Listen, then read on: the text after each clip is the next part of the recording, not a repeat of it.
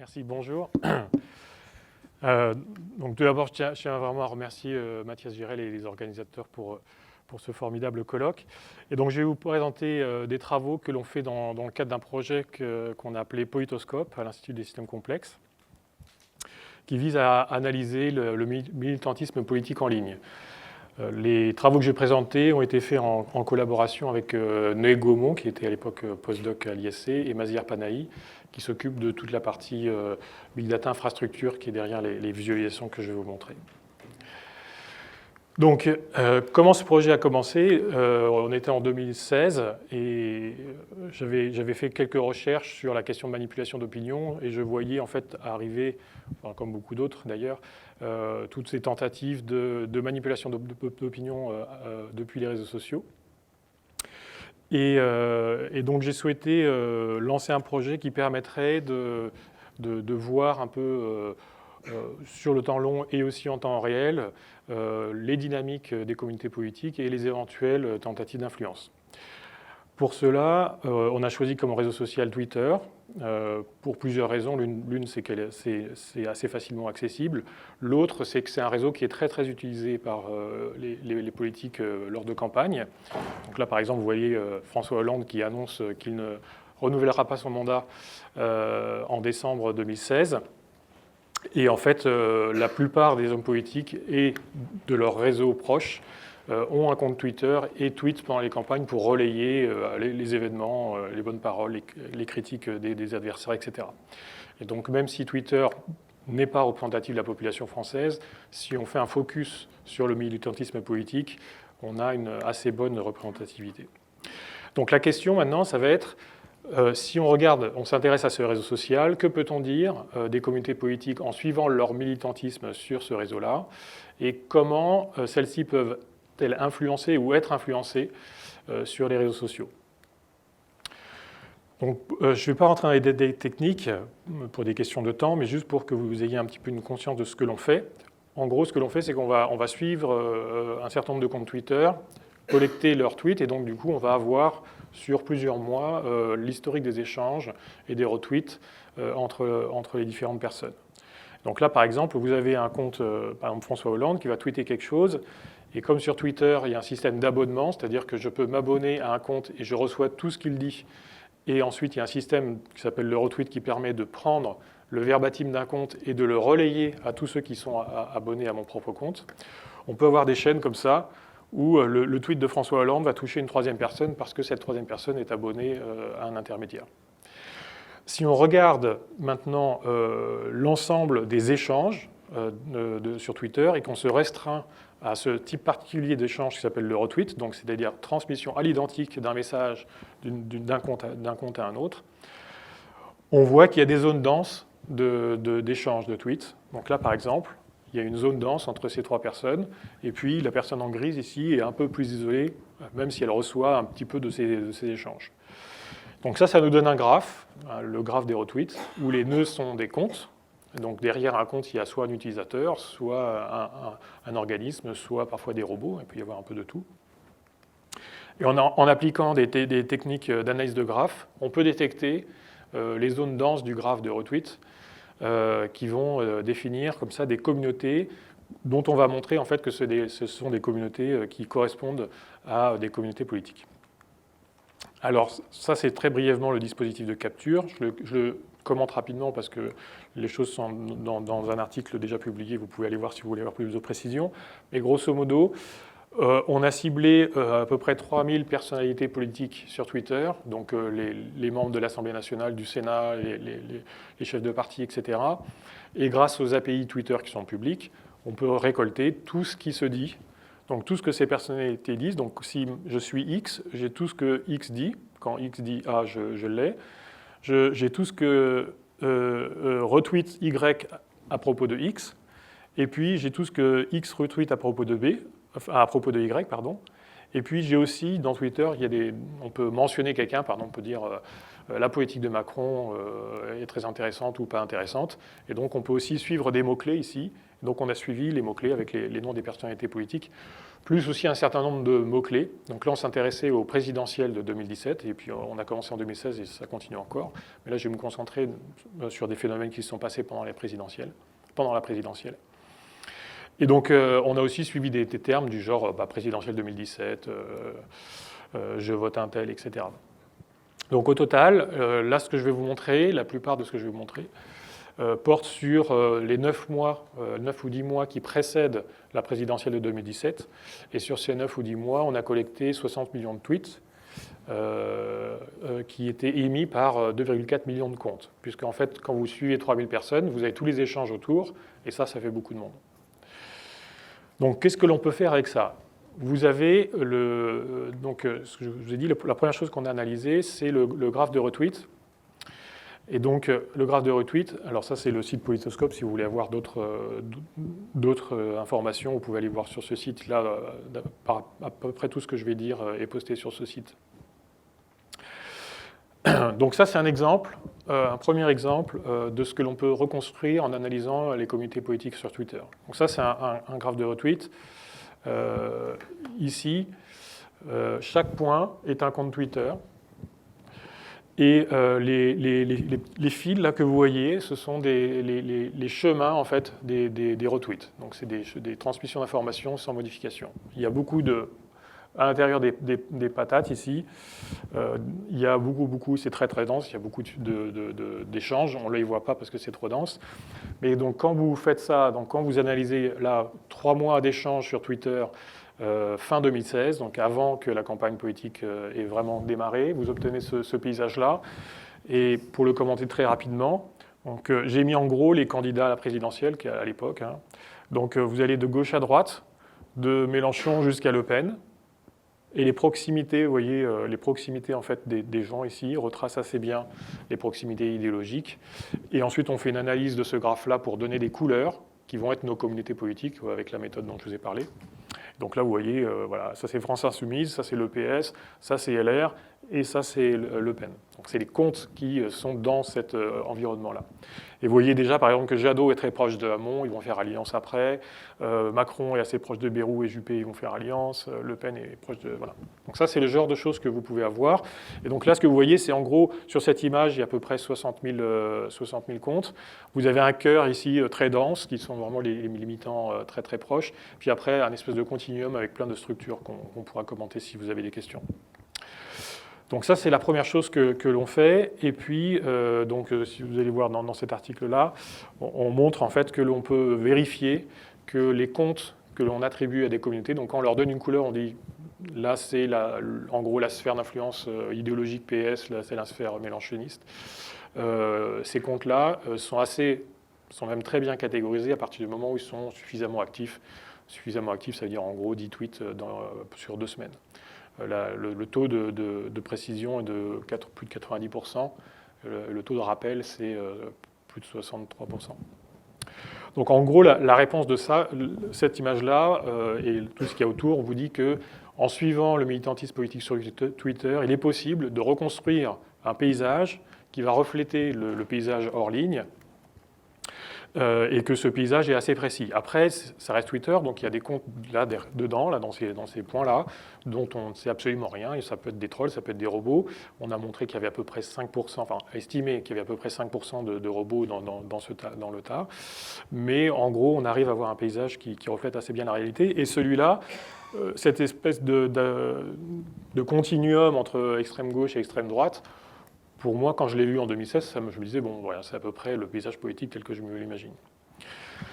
Donc ensuite, ce qui se passe, c'est que ce paysage politique est dynamique. Donc en fait, il change tout le temps. Donc ça, par exemple, c'est le même paysage politique. Donc là, calculé toujours sur 3 mois, mais c'est les 3 mois précédant le premier tour. Donc ce que l'on voit, c'est que juste avant le premier tour, il y a une fragmentation. Déjà, la gauche et la droite se sont un peu plus distanciés. Il y a Macron aussi qui est apparu ici, là, qui avait fondé son parti. Donc il apparaît comme communauté à part entière. Et puis, si on analyse les formes de ça, après, il faut faire une analyse plus statistique, mais si on analyse les formes de ça, on voit qu'en plus d'un axe gauche-droite, que moi j'ai mis à gauche et à droite exprès pour la visualisation, mais quand on sort les graphes, il n'y a pas d'orientation particulière, mais donc en plus d'un axe gauche-droite, il y a aussi un axe un peu naturel au bas, qui reflète un petit peu le côté globalisation, marché global, et puis de l'autre plutôt les parties qui sont tournées vers le pays, etc. Donc ça évolue très vite. Et, par exemple, ça c'est juste avant le premier tour. Le premier tour arrive, qu'est-ce qui se passe? Macron et Le Pen sont qualifiés, et donc en fait, la question c'est comment on va se réorganiser ce paysage entre les deux tours. C'est-à-dire que les gens vont militer différemment sur Twitter, vont soutenir des candidats ou pas, etc.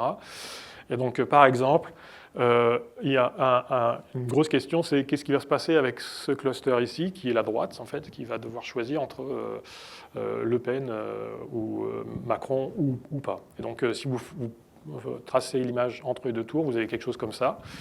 Vous avez Macron ici, donc autour de Macron, vous voyez, il y a Juppé qui l'a rejoint, NKM qui l'a rejoint, donc Bayrou est bien avec lui.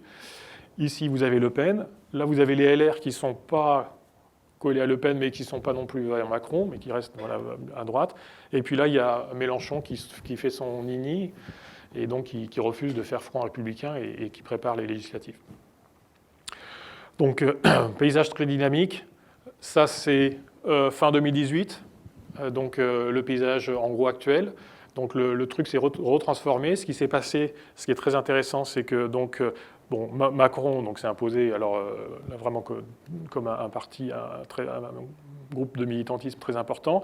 Mais vous voyez ici, en fait, par rapport à la première image où on allait de l'extrême gauche à l'extrême droite, là vous avez l'extrême gauche et l'extrême droite qui sont quasiment collés. En fait, il y a des comptes qui font les intermédiaires. Et la gauche et la droite qui ont été remis sur les côtés. Et donc, en analysant ça, il faudrait des études plus poussées, mais on pourrait montrer un peu l'affaiblissement de la gauche et la droite que l'on observe par ailleurs.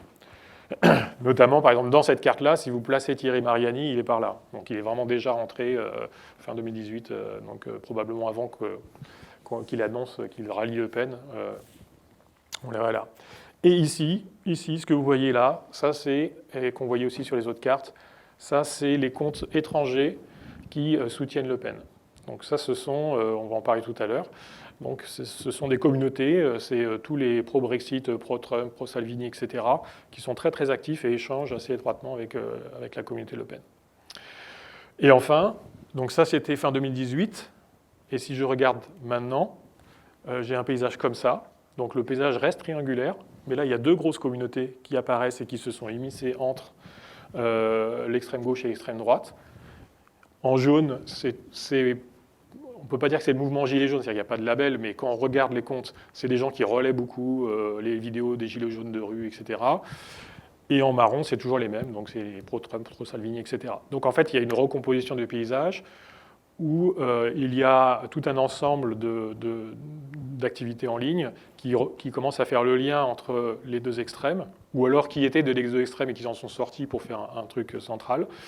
Et puis le PS ici est éclaté là, et les LR ici est très faible en termes de militantisme, en tout cas en ligne. Bon. Si on veut suivre les recompositions de ce paysage-là, on a quelque chose comme ça. Je vais passer assez vite, mais on peut voir vraiment semaine après semaine comment le paysage se recompose, comment les alliances se font. Donc là, par exemple, vous avez la fusion de Fillon et Sarkozy. Ici, vous avez l'émergence de Macron. Là, vous allez avoir les tribulations du PS, etc. Et là, c'est pendant la primaire de la droite, les sarkozystes qui vont aller rejoindre les fillonistes et Juppé qui va s'estomper. Donc tout ça, je passe vite parce que c'est dans un article bien écrit que vous pourrez consulter si vous le souhaitez. Donc, la question maintenant, c'est donc les manipulations. Donc, une fois qu'on a ce paysage-là, on peut se poser la question de qu'est-ce qui circule dans ce paysage-là. Je rappelle juste que quand on fait ça, ici, on ne regarde absolument pas les contenus. On est juste du point de vue de l'interaction entre les gens. C'est-à-dire on pourrait le faire en chinois, on pourrait le faire en n'importe quelle langue. Ce qui est important, c'est les structures sociales d'interaction. Donc une fois qu'on a ce paysage-là reconstruit à partir des structures sociales d'interaction, on peut se poser la question de qu'est-ce qui circule dans ces structures sociales. Donc là, par exemple, je ne sais pas si vous vous souvenez la polémique Ali Juppé, mais donc le sobriquet qu'on avait donné à Alain Juppé sur les réseaux sociaux et qui avait potentiellement contribué à sa défaite aux primaires de la droite, en tout cas il s'en a été plaint. Vous voyez que là, c'est le même paysage qu'au début, hein, donc fin 2016, puisque Ali Juppé, ça a eu lieu en fin 2016. En rouge, ce sont tous les comptes qui ont relayé Ali Juppé, soit en bien, soit en mal, on ne sait pas. Hein. Moi, j'ai regardé à la main, je sais, mais ce que vous voyez ici, c'est qu'en fait, c'est très concentré. Hein. Il y a autour de Juppé, donc ça, c'est la contre-attaque. Donc, c'est les gens qui disent c'est scandaleux, etc. Puis vous avez entre la droite de Sarkozy et la gauche de Le Pen tout un ensemble de comptes qui sont là et qui vont relayer fortement cette polémique. Et puis à part ça, c'est des petits grains éparpillés, et ça c'est plutôt des gens qui commentent en disant c'est plutôt des choses factuelles. Et puis si vous regardez en termes de dynamique ici, vous voyez qu'il y a ici trois pics très distincts. Le premier gros paquet là, c'est les primaires de la droite, donc c'est une campagne de dénigrement qui a eu lieu pendant les primaires de la droite et qui s'est arrêtée le jour où Juppé a perdu. Et après vous avez deux pics ici qui sont le Penelope Gate, le début et la fin du Penelope Gate, puisqu'à ce moment-là, Juppé était potentiellement de retour, et donc il fallait le contrer. Et on peut voir quelles sont les communautés qui ont tweeté à ce moment-là. On peut regarder aussi, ça c'est quelque chose qu'on avait fait lors d'un hackathon avec Sciences Po qui s'appelait Datapol.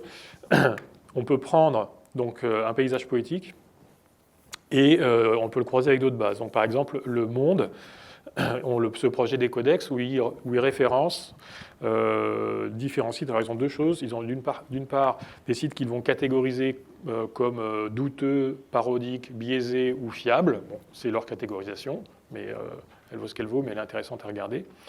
Et donc, si vous regardez ce type de catégorisation et que vous regardez qui relaie des liens d'un type donné, vous avez cette chose-là où, si vous prenez la catégorie douteux ici, donc c'est tous ceux qui sont en rouge ici, en rouge-orange. Donc plus ils sont rouges, plus ils ont relayé un nombre important de liens de catégories douteuses, enfin originaires de sites de catégories douteuses.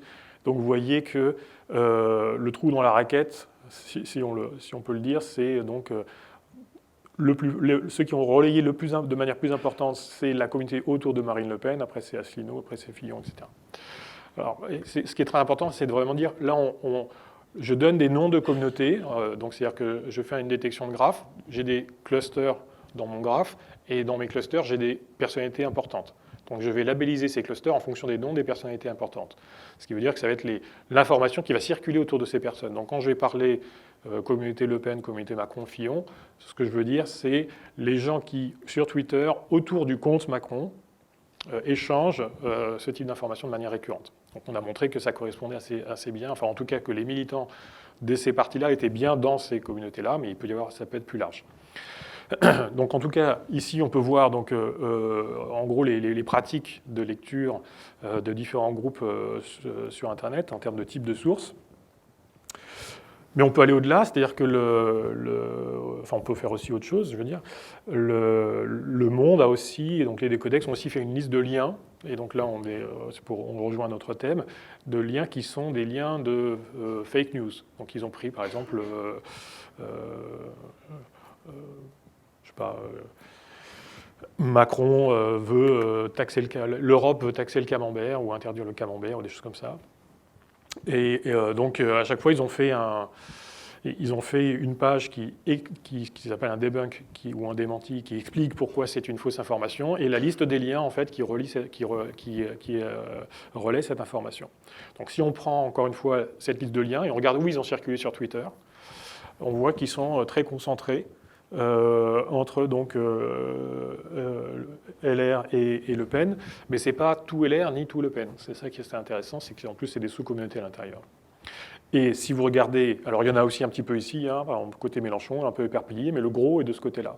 Et si vous regardez comment on diffusait les démentis, donc les debunks, c'est les points verts ici, donc c'est majoritairement ici côté Macron. Alors on le voit mieux si on le fait en graphique. Donc ici, vous avez les différentes communautés, et en rouge, c'est leur propension à relayer les fausses informations suivant le décodex. Et en bleu, c'est leur propension à relayer les démentis de ces fausses informations, toujours suivant les décodex. Donc le 1, là, ici, c'est quand vous relayez autant que la moyenne de tous les tweets que l'on a, donc les 60 millions. Donc vous voyez que là, la communauté Fillon, elle a relayé plus que 4 fois plus de fake news que le reste des communautés politiques. Mais en fait, c'est même pire que ça, parce que quand on dit 4 fois plus, on met Fillon dedans, c'est-à-dire qu'il agit sur la moyenne. En fait, autour de Fillon, c'est plus de 50% de toutes les fausses nouvelles référencées par le décodex qui ont été diffusées dans cette communauté-là. Ensuite, il y a Le Pen, c'est plus de 23%, et après, ça devient négligeable. Et notamment, il y a une chose qui est assez intéressante, c'est qu'il y a la mer ici. Donc la mer, c'est en gros sur les 2,4 millions de comptes qui ont interagi avec le politoscope. Il y en a 200 000 qui ont interagi suffisamment fortement en termes de contenu politique pour qu'ils soient catégorisés à un moment donné ou à un autre dans une communauté politique. Pour les deux autres, les 2 millions qui restent, 2,2 millions qui restent, ce sont des gens qui soit ne sont pas affiliés à une communauté politique directement, soit s'y intéressent à la politique en général, mais tweetent de temps en temps. Donc on a appelé ça la mer, c'est une espèce de réservoir de gens qui sont intéressés à la politique, mais qui ne sont pas nécessairement affiliés à quelqu'un. Et donc à un parti particulier. Et donc là, on voit que la mer, notamment, elle a relayé moins que la moyenne les fake news. Donc les fake news, pendant la campagne, en tout cas celle identifiée par le décodex, c'est vraiment un phénomène issu des communautés politiques. Et là, il peut y avoir plusieurs interprétations, notamment du fait que la communauté Fillon est leader dans ce domaine-là. Ils étaient aussi leaders en temporalité. Hein. Donc soit c'est quelque chose qui permet, c'est une stratégie assumée, hein, donc une stratégie électorale, soit c'est quelque chose qui permet de se reconnaître entre soi. On sait que c'est faux, mais ça permet de se reconnaître. Soit c'est de la manipulation, donc c'est des comptes qui ne sont pas de ce parti-là, voire des gens qui ne sont même pas en terrain de France, mais qui infiltrent ces communautés et essayent de les polariser. Et puis, alors l'autre chose aussi qui est importante pour relativiser, c'est que ici vous avez proportion sur ces 60 millions de tweets de fake et de debunk. Donc même si la base des codex n'est pas exhaustive, etc., vous voyez que ces proportions sur Twitter, en tout cas, sont relativement minimes, assez faibles. Après, ça ne veut pas dire que quand c'est concentré sur une période de temps, ça peut avoir un impact, mais voilà. En tout cas, ce que dit cette chose-là, le phénomène important à voir, c'est que en fait, il faut vraiment regarder les structures sociales quand on analyse ce genre de diffusion en ligne. Alors, il y a eu un article dans Science en 2018 où ils ont analysé 10 ans de Twitter et 10 ans de fausses informations dans différentes catégories, sport, santé, politique, etc. Et leur conclusion était assez alarmiste. C'est-à-dire, ils disaient les fausses informations diffusent plus vite, plus loin, plus profondément que tout autre type d'information, et l'effet est plus important pour les informations politiques. Donc quand on lit ça, ça fait un peu peur. En fait, si vous regardez l'analyse que je viens de vous donner, ce que vous voyez, si vous comparez, si maintenant vous vous mettez au niveau de la communauté, et vous regardez dans combien de communautés touchent une fausse information, combien de communautés touchent une information classique, etc., vous voyez que le phénomène est totalement inversé. C'est-à-dire que les fausses informations diffusent moins loin que les autres informations en termes de communauté. Ici, vous avez le nombre,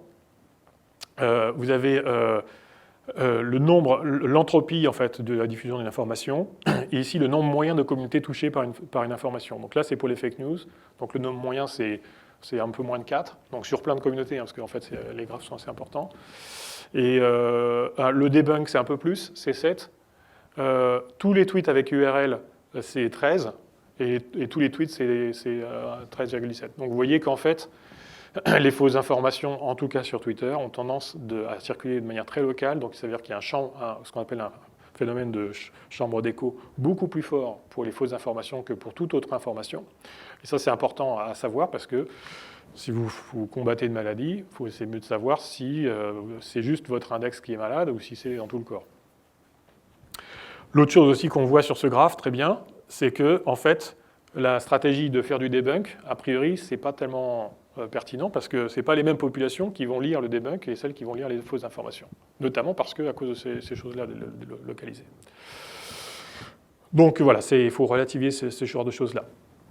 Et l'inversion notamment des dynamiques entre l'observation micro et l'observation macro, ça c'est un phénomène typique de système complexe, c'est-à-dire que les structures macro contraignent les structures micro, et donc si on n'essaye pas d'attraper les structures méso et macro, on ne peut rien comprendre à la dynamique. Par contre, ce qui est intéressant, c'est que les fausses informations, du coup, comme elles circulent plus localement, qu'est-ce que ça veut dire? Ça veut dire qu'en fait, elles polarisent beaucoup plus l'opinion que toute autre information. Et donc, ça peut être une bonne stratégie, en fait, pour créer de la division. Vous allez diffuser des fausses informations de manière très localisée. Du coup, les gens vont se polariser, avoir un espèce d'imaginaire collectif qui va être complètement détaché du reste. Donc maintenant, on en vient au vote des étrangers. Alors, quand je faisais cette chose-là, enfin, quand on faisait Politoscope, c'était aussi le moment où il y avait donc plein de sites de fact-checking qui se mettaient en place, notamment en France et à l'étranger. Et il y a un journaliste du New York Times qui m'avait appelé pour me dire est-ce que vous voyez des choses, vous, dans Politoscope parce que chez nous, il y a des alt-right qui commencent à s'intéresser aux élections. Et il me donne le lien de cette page-là. Cette page-là, c'est un forum 4chan. Et enfin, c'était en plusieurs temps, mais plus tard dans l'interaction, il m'a donné ce lien-là. Et donc, en gros, ça, on est le 23 avril, donc 25 avril, pardon. On est donc 2 jours après la qualification de Le Pen pour le deuxième tour. Et en fait, c'est des gens qui parlent en anglais, donc qui se présentent comme l'alt-right, mais bon, on ne sait pas qui c'est, et qui disent bon, bah là, maintenant que Le Pen est passé au premier tour, il va falloir l'aider à passer au deuxième tour. Et pour ça, on va faire une total meme war. C'est-à-dire qu'on va inonder les réseaux sociaux d'images appropriées pour faire basculer les gens d'un côté et d'un autre. Et ils disent, rappelez-vous que les Français, en fait, ils ne sont pas si hermétiques aux idées de Le Pen, c'est plutôt les médias qui essaient de les conditionner, etc. Et donc ils développent une stratégie très très claire. Ils font une sociologie en fait des mélenchonistes et sociologie entre guillemets, des mélenchonistes et des fillonistes, en disant voilà, les mélenchonistes, eux, ils ont peur de l'Europe, les marchés financiers, etc. Les fillonistes, eux, ils ont peur des attentats terroristes de l'immigration, et donc on va diffuser des images ad hoc qui vont mettre, par exemple, Macron qui dit qu'avec le changement climatique, l'immigration est inéluctable, ce serait se mentir de ne pas le reconnaître, et puis ils vont enlever le réchauffement climatique, ils vont dire juste l'immigration est inéluctable, ils vont mettre une photo du Bataclan, ils vont dire est-ce que vous pensez que cet homme-là sera bon pour la France, un bon président. Et donc ces gens-là, on a suivi leur stratégie d'influence. Enfin, on ne sait pas si ces gens-là sont... Enfin, les participants à ces forums-là sont anonymes, mais bon, en tout cas, ils annoncent quelque chose. Ils ont posté tout au long, jusqu'au 8 mai, en fait, des posts comme ça sur 4chan qui rappelaient ce qu'il fallait faire, etc. Et on a effectivement observé plusieurs choses. La première, c'est qu'il y a eu une première chose de lancée. Alors, désolé, c'est un petit peu petit, mais ici, vous voyez, ici, on est en janvier 2017, donc au début, et puis là, c'est les élections, là. Donc là, et puis il y a un truc qu'on ne voit pas très bien, parce que à cause du contraste, mais c'est qu'ici, il y a un truc qui monte, qui est vert, qui est le niveau de la mer, l'intention de la mer. Donc ça, c'est l'attention pour MFGA, c'est Make Friends Great Again. Donc il y a eu une première campagne où on lançait ce hashtag sur Twitter, mais en fait, c'était majoritairement en anglais. Majoritairement en anglais, et puis ça a été repris essentiellement par la communauté Le Pen ici. Voilà. Bon, ça n'a pas trop donné. Ensuite, il y a eu ce que tout le monde a connu, il y a eu les Macron Leaks. Donc les Macron Leaks, ça a été une campagne qui s'est concentrée sur 3 jours, qui a été relayée essentiellement par la communauté Le Pen, un peu par la communauté Fillon. Ici, c'est les posts journaliers. Donc là, vous avez 17 000 tweets, 22 000 tweets par jour ici pour la communauté Le Pen. Là, c'est en cumulatif. Donc vous voyez qu'en cumulatif, c'est la communauté Le Pen qui a le plus relayé. Et ici, encore une fois, excusez-moi pour le manque de contraste, mais ça va jusque-là. Là, vous avez la mer qui va aller poster jusqu'à 200 000 tweets sur les Macron Leaks. Et là, vous voyez, ça, c'est typiquement les campagnes d'influence. Ça dure 3 jours, c'est juste avant une élection, et on essaie de faire basculer une partie de l'opinion. Donc, d'un côté, on a MFGA, qui est un truc qui n'a pas vraiment réussi. De l'autre côté, on a quelque chose de très officiellement manipulatoire. Tout le monde sait que c'était une tentative de reproduire quelque chose comme ça s'était passé aux États-Unis. Et en fait, entre les deux, il y a quelque chose qui est beaucoup plus pernicieux.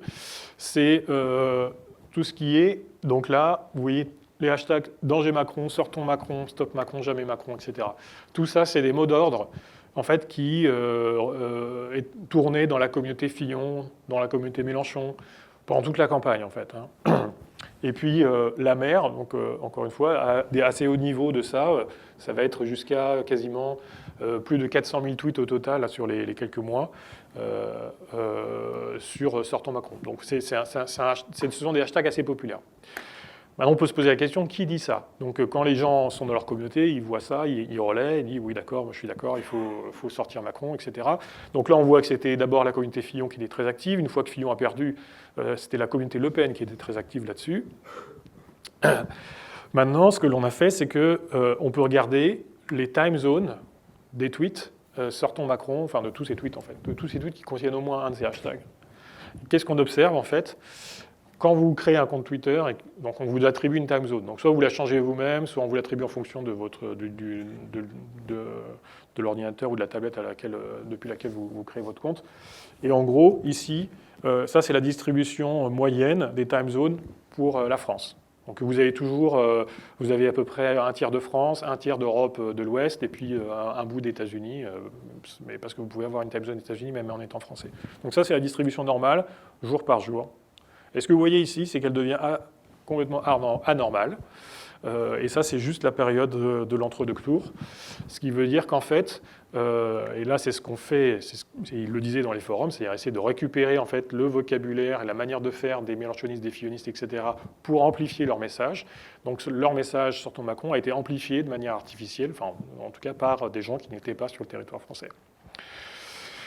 Voilà, je vais bientôt m'arrêter. Je n'en parle pas, mais vous pouvez aller voir aussi, il y a aussi un autre problème par rapport à ces questions-là, c'est tout ce qui est publicité en ligne, qui probablement d'ailleurs a beaucoup plus d'impact que toutes ces choses dont je viens de parler, puisque en fait on réutilise tout un appareillage qui est fait pour vendre des choses, hein, des chaussures, des machins, pour vendre des opinions. A priori, si on arrive à vendre des chaussures, on devrait arriver à vendre des opinions avec ça, et a priori ça marche assez bien. Par exemple, le directeur de campagne numérique de Trump s'est vanté d'avoir fait jusqu'à 60 000 variantes d'annonces pro-Trump par jour sur Facebook.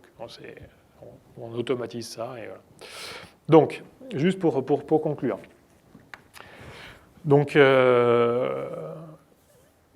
toutes ces choses-là qui sont soit de la désinformation, soit même l'amplification d'opinions négatives, parce qu'en fait, c'est probablement ça qui joue le plus, qui a le plus d'effet par rapport à la fausse information, parce que la fausse information, c'est notamment très local.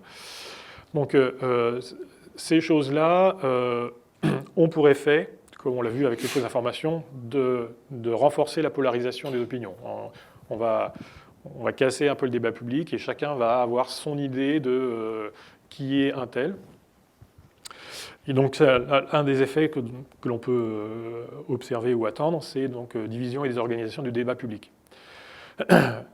Notamment, ça a été largement amplifié donc, par toutes les nouvelles technologies, stratégies de l'influence d'opinion, mais pas uniquement les réseaux sociaux, beaucoup aussi la publicité en ligne. Et sont exploités dans ces choses-là, en premier lieu, en fait, les failles du système de vote. C'est-à-dire que c'est ce qu'on a vu d'ailleurs quand on a vu l'image de l'entre-deux tours. C'est-à-dire que pendant toute une campagne, vous montez les uns contre les autres avec des choses de plus en plus diffamatoires ou à ras des pâquerettes. Du coup, vous fragmentez beaucoup le paysage. Il y a de moins en moins de points de discussion. Et puis quand vous passez le deuxième tour, vous vous retrouvez avec juste 2 candidats pour lesquels vous ne pouvez plus voter. Et donc vous vous abstenez ou vous votez nul. Et le deuxième tour de la présidentielle a été celui de 2017, celui où il y a eu le plus de votes nuls et blancs quasiment de toute l'histoire. Voilà, je vais m'arrêter là, et puis on pourra revenir si vous avez des questions. Merci.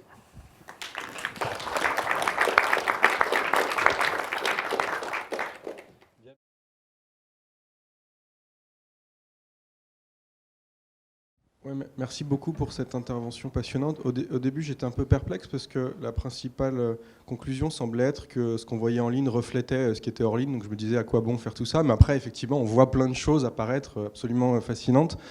Et ouais, la pertinence heuristique de cette analyse des graphes me paraît assez évidente. Du coup, je me demandais, dans le cadre de votre projet Politoscope, qui j'imagine implique pas mal de monde.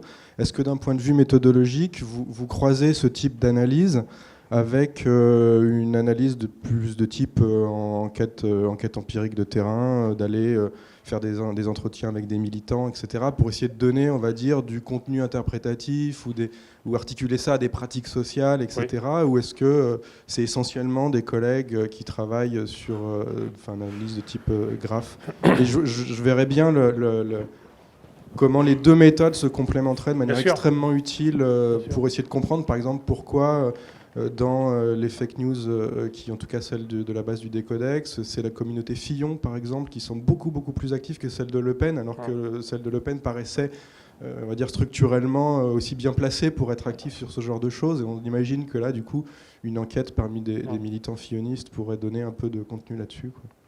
Alors, au niveau du projet, on n'est pas tant que ça, puisqu'on était 3. Et c'est un projet qu'on a fait, en fait, un peu hors cadre, comme ça, mais qui après nous a dépassé, du coup, on l'a continué. Mais on a interagi donc, avec des gens qui font des sciences politiques.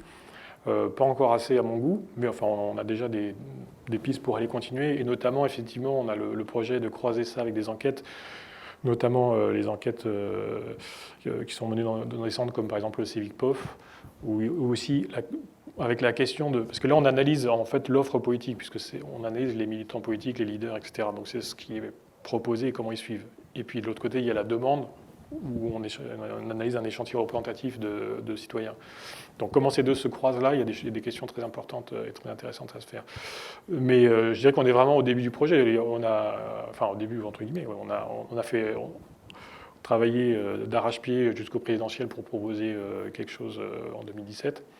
Et là, on est en train de commencer à sortir les analyses des différentes choses. Et effectivement, il y a un gros travail il y a aussi un travail passionnant, je pense, à croiser ça avec des données de terrain. Oui, dans le même sens, en fait, pour prolonger un peu la question, c'est vrai que ce que vous montrez, que je trouve assez intéressant sur le relais de fausses nouvelles et le relais de stratégie justement de débunkage, etc., de critique de ces fausses informations, on voit bien la polarisation du débat. Et c'est vrai qu'on se dit, ce qui joue aussi à ce moment-là, c'est le moment où les médias s'en saisissent, c'est le moment justement où ça devient une fausse nouvelle plus universelle par cette reprise des grands médias. Et on se dirait que ce serait intéressant justement d'avoir aussi en parallèle ces moments où, et je pense ces moments où ça mobilise ce que vous appelez la mer, quoi. Ouais. À partir du moment où ça sort de ces espaces très polarisés, très clivés.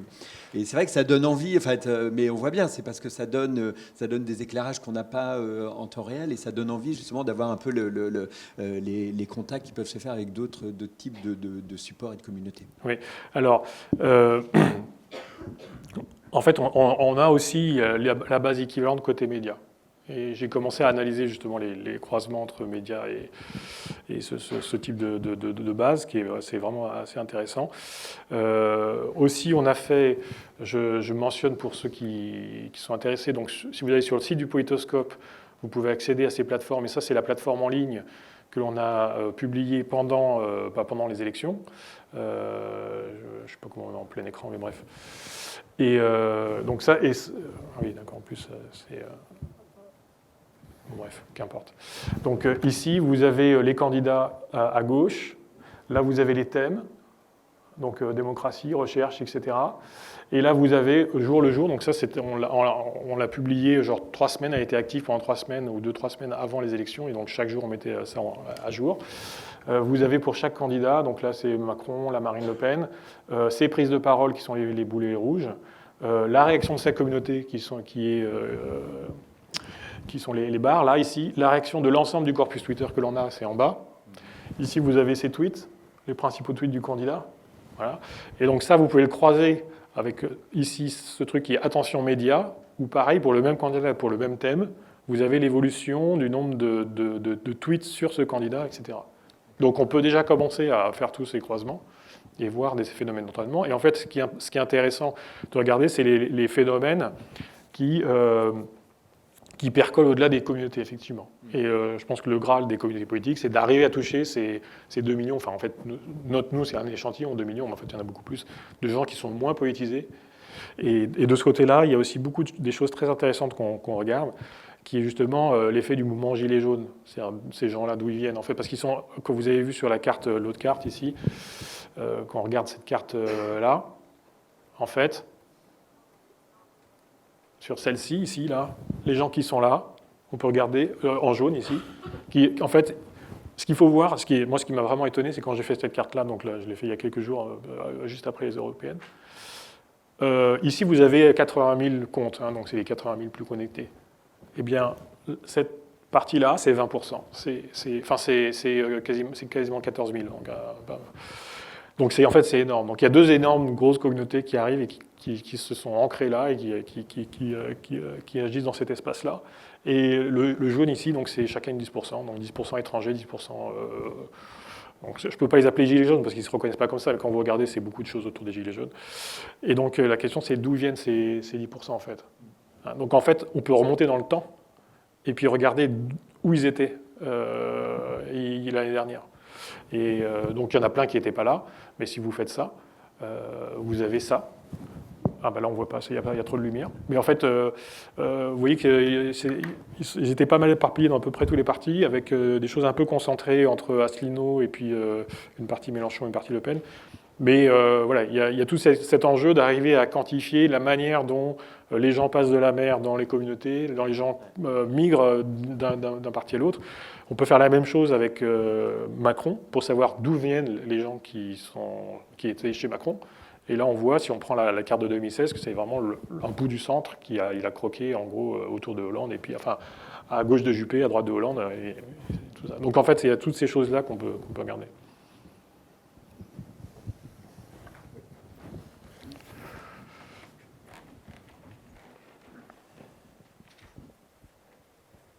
Bonjour monsieur, merci beaucoup pour votre intervention. J'avais une question notamment par rapport au titre de votre intervention aujourd'hui. Comment en êtes-vous arrivé à la conclusion que qu'on pouvait atténuer la manipulation de l'information venant de l'étranger? Comment, au travers de votre enquête, vous avez pu déterminer que les comptes n'étaient pas... comment est-ce que vous avez déterminé le nombre de bots au sein de votre enquête, et comment est-ce que vous avez déterminé que la plupart des comptes étaient des comptes français et de militants français et pas des individus étrangers derrière ces comptes? Alors, pour ce qui est des bots, en fait, il y a des outils algorithmiques qui essayent de donner une probabilité pour qu'un compte soit un bot. Donc après, c'est un peu une course à l'armement, c'est-à-dire que les bots essayent d'être de plus en plus humains et les outils de plus en plus souvent qui font intervenir de l'intelligence artificielle de plus en plus perfectionnés. À l'époque où on a fait ça, on a pris l'outil qui faisait référence, qui était, je ne sais plus quelle université américaine, et l'estimation, c'était 5% de bots. C'est un ordre de grandeur, c'est pas un truc exact. Et ces 5% avaient produit à peu près 5% de tweets.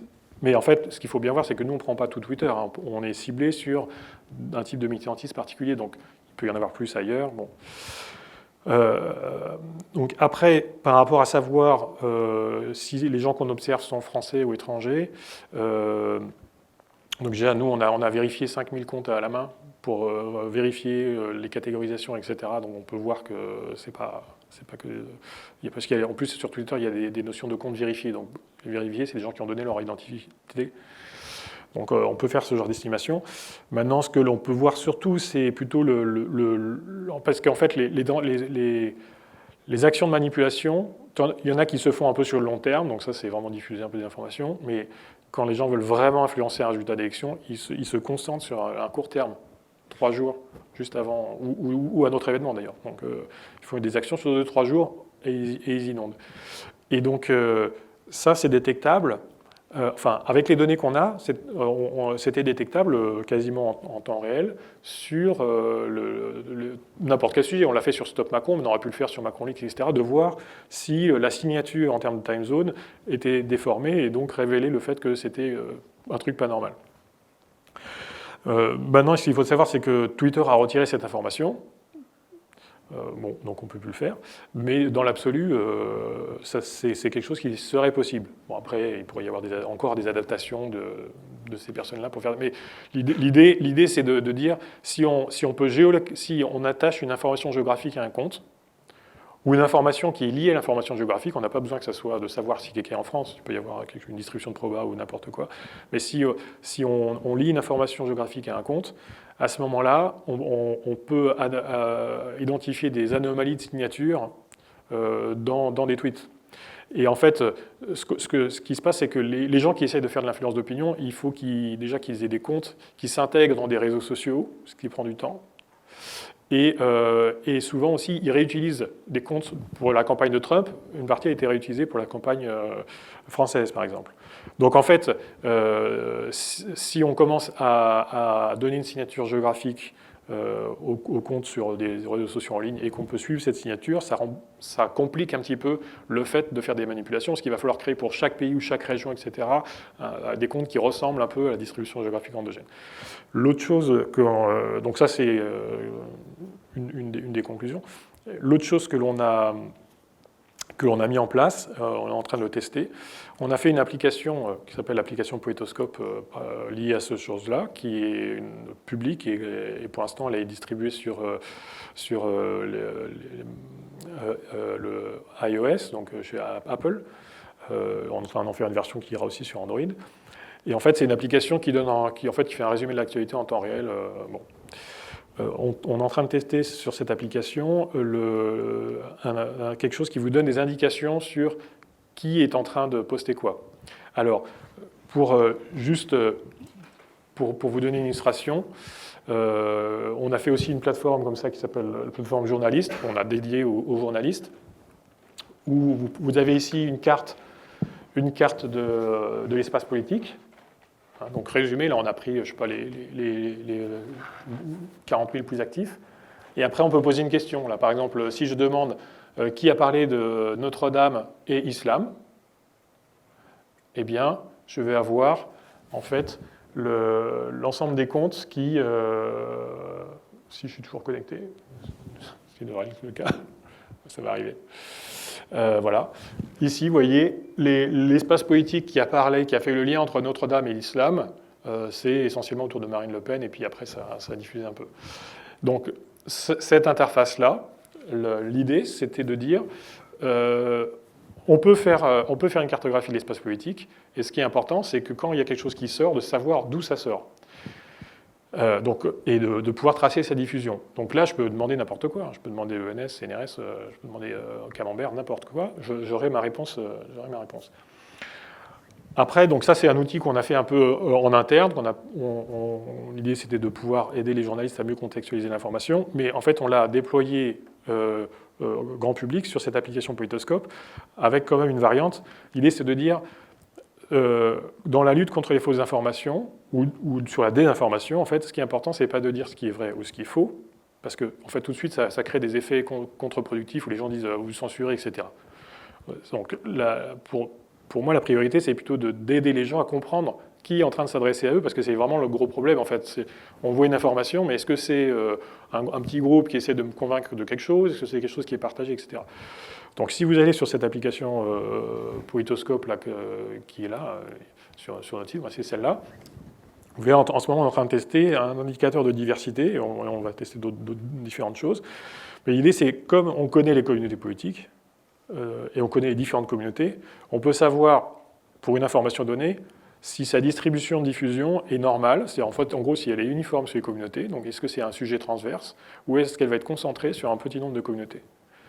Et donc ça peut vous donner un indicateur, quand vous lisez quelque chose, pour savoir est-ce que c'est, en gros, une communauté qui est en train d'essayer de vous parler, et qui est super active parce qu'elle essaie d'inonder, ou est-ce que c'est un sujet comme par exemple Notre-Dame qui a intéressé tout le monde. Et donc ça, on peut l'avoir aussi en temps réel. Et donc, tous ces types d'outils, l'objectif, c'est de mieux recontextualiser l'information pour mieux comprendre, en fait, qui s'adresse à nous. Après, à chacun de juger si l'information est vraie ou fausse. Mais c'est ce genre, je pense, plutôt ce genre d'opération, plutôt que du fact-checking, qui, lui, peut être très utile plutôt pour les journalistes, avant d'écrire quelque chose, vérifier que quelqu'un n'a pas démontré que c'était faux, mais pour le grand public, les gens ne vont pas aller systématiquement vérifier que le lien est... mais donner des indications de termes de diversité, de sources de l'information, ça peut être assez intéressant. Et notamment quand vous avez quelque chose qui vient de l'étranger, bah là, c'est des communautés complètement différentes. On peut, par exemple, tout à fait identifier une communauté comme celle-ci, là, comme la Marron, dont on sait qu'en fait, ce sont des anglophones, etc. Et dedans, il y a les Leave, UK Leave, enfin, il y a tous les antidémocrates d'Europe. Et donc, on pourrait même dire, voilà, attention, cette information est issue a une grosse résonance dans cet espace-là. Après, chacun se fait son idée. Bonjour. Merci beaucoup pour votre présentation. J'ai trouvé très intéressante la manière dont vous montrez que le partage de fausses informations est très lié à des communautés politiques ou politisées a priori. Mais je me demandais dans quelle mesure cette conclusion n'était pas aussi liée au fait d'observer Twitter plutôt que d'autres réseaux sociaux comme Facebook, où sur Twitter, on peut imaginer qu'on a affaire à des gens plus politisés ou en tout cas qui s'intéressent plus à l'actualité. Et est-ce qu'à votre avis, on verrait la même chose si on regardait Facebook ? Alors, en fait, c'est certainement différent d'une base à l'autre. Et en plus, là, encore une fois, on regarde les militants politiques, donc c'est pas la France entière. Maintenant, sur Facebook, il y a autre chose qui joue, c'est les algorithmes de remontation de Facebook. C'est-à-dire, autant sur Twitter, vous voyez les pubs de Twitter, plus ce à quoi vous êtes abonné, autant sur Facebook, il y a vraiment tout un système pour filtrer, pour mettre en avant plutôt des contenus de pages de groupe, etc. Donc en fait, dans Facebook, il y a en plus cette interférence-là. Donc on peut essayer d'analyser le phénomène de chambre d'écho dans Facebook en regardant le graphe, même si ceux qui peuvent le faire, c'est surtout Facebook parce que c'est complètement fermé. Mais après, il faudra aussi prendre en compte le fait que ce que vous voyez n'est pas nécessairement le reflet de la structure sociale autour de vous. Donc, les choses seront nécessairement différentes. Je ne peux pas dire dans quel sens. Et ce qui est certain, c'est que Facebook a un poids beaucoup plus important que Twitter dans l'opinion publique, du fait que c'est plus diffusé. Donc, il y aurait aussi une étude sur Facebook à faire. Mais là, c'est quelque chose où on peut pas... Enfin, moi, personnellement, je ne peux pas vraiment dire. N'ayant pas accès à ces bases...